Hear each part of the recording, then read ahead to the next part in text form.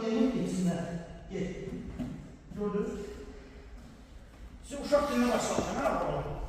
Möhkəm tutmaq lazımdır. Rəqbi yarasa komide, çevirmələrdə sıralama olmaz. Sıxmaq lazımdır.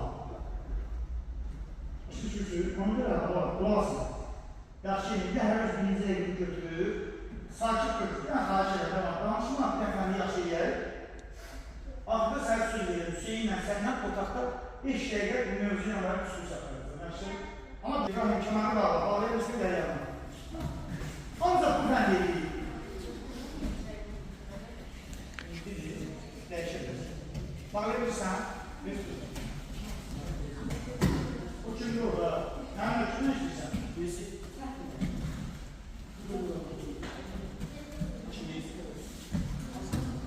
Bir yüzde analı.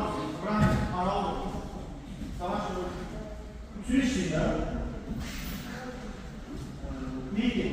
Siz de istesen bunları seviyorsunuz. İstesen boşalmışsınız. Hiç istiyorsunuz. Tamam. Ben de başta baka geldim. Bak, buraya. Sana buradan sağa, buradan sağa. Buradan sağa. Yok, buradan. Baktın. Çok güzel. Bu dizden gel buraya. Dizden. Gel. Elini mükemmel. Yüzü atsana. Yüzü atsana. At onu. Bırak. Bırak. Bu dizini. Hayır, hayır. Kursun da. Onu kursun da. Bunu da. Bak elini bırakma. Hayır, bırakma. Git. Bırak, git. Ay, sağ İbrahim. İlerle. İlerle. Gel. Gel buraya.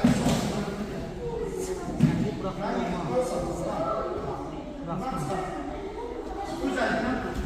Hadi gel buraya. Kızım iyi bak.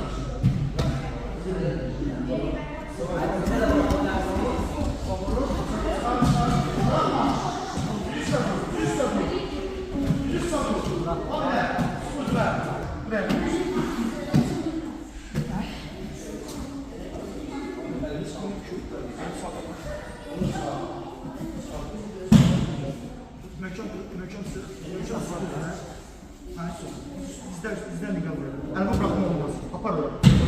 Okusun apar.